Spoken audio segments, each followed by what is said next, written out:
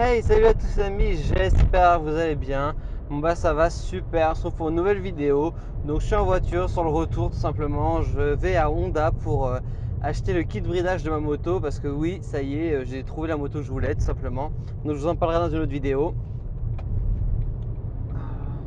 Ça sert pas, qu'est-ce qu'il fait? Mais qu'est-ce que tu fais? Il fait n'importe quoi. Putain, je suis sur la voie d'accélération et lui il déboîte, il se met sur moi. Je suis retrouvé entre deux voitures. Entre deux voies, c'était chaud. Excusez-moi. Ça commence bien cette vidéo, dis donc. Des abrutis déjà sur la route. Donc, on va parler de quoi aujourd'hui? On va parler de mes 2 dernières heures de moto, les 2 dernières que j'ai effectuées. Donc, c'est ma 9e et ma 10e heure. Donc, il faut savoir que niveau heure de conduite, j'en ai payé et préparé 20 tout simplement.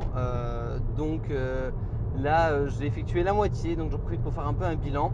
Donc au niveau de la moto, ça se passe plutôt bien. J'ai bien compris qu'il fallait simplement bien écarter, bien prendre la place sur le comment dire, prendre toute la place qui est à notre disposition pour tout simplement gagner du temps en parcourant plus de kilomètres, en faisant une plus grande distance. Forcément, vous allez pouvoir en fait tout simplement gagner quelques grappilles, quelques secondes tout simplement.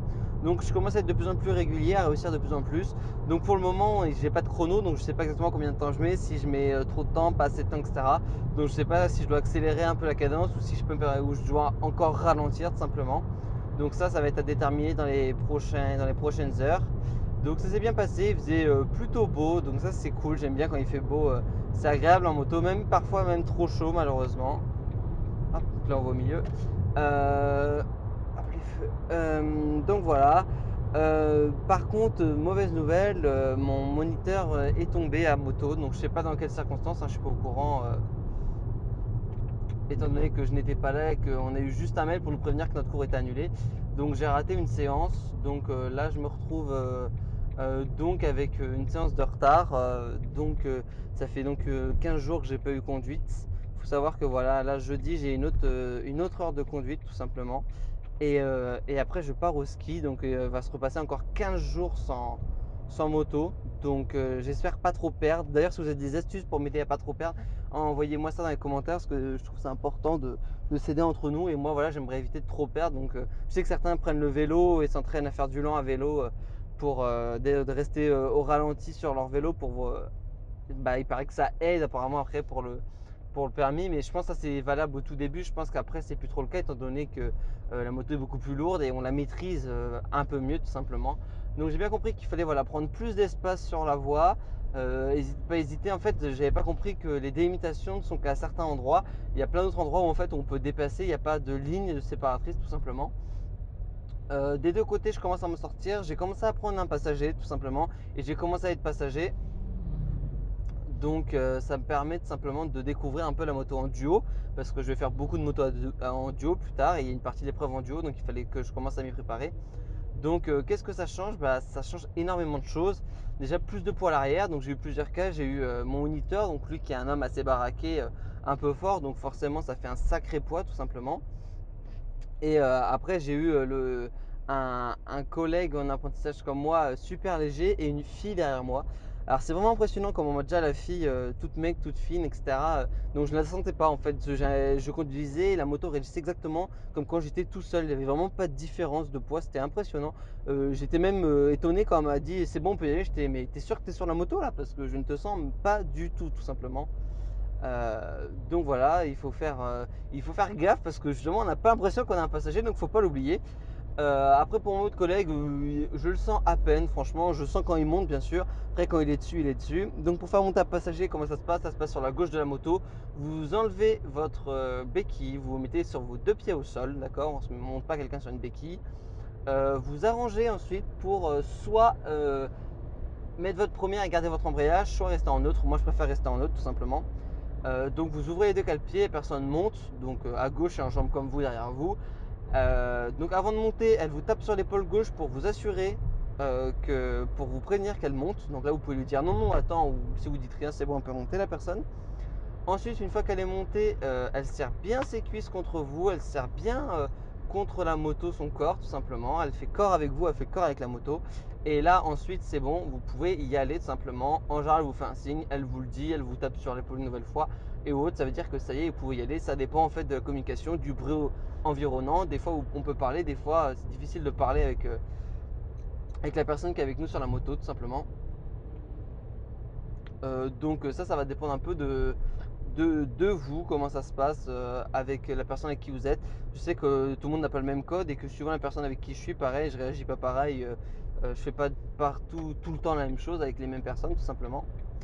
Euh, donc voilà, après, c'est vrai que les passagers lourds, il faut faire super gaffe. Dès que vous allez pencher un peu la moto, elle va tout de suite pencher énormément en fait. C'est très lourd et très dur à retenir au ralenti.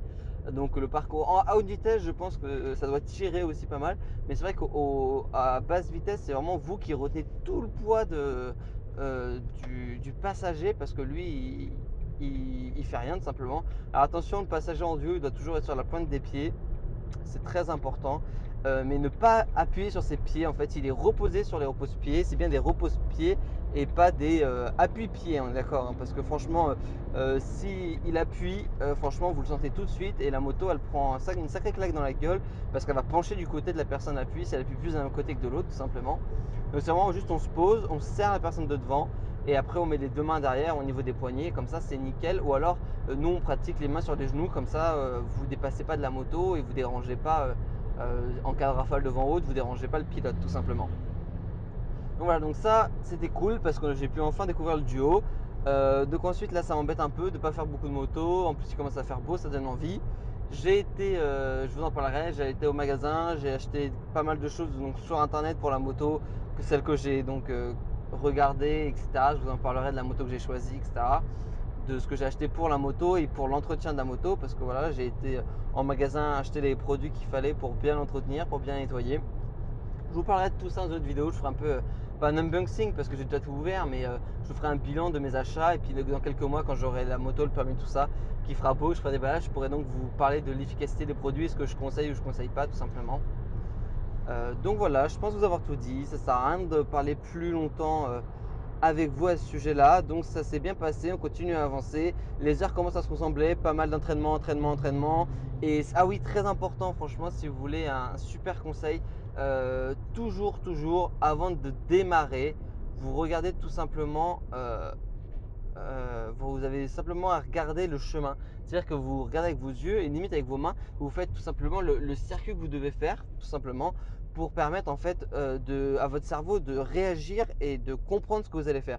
Parce que c'est vrai que j'ai remarqué que quand je me concentrais et que je disais voilà, il faut que j'aille à gauche, là, à droite, là, machin, ben en fait je réalisais bien mieux, je tombais bien moins. Alors que quand je me disais juste je le fais, il faut le faire, allez comme d'hab, hop, encore une fois de plus, c'est la 20e fois aujourd'hui, j'en ai marre. Et bah là, je faisais n'importe quoi et souvent je glissais, je freinais, j'allais trop vite ou autre.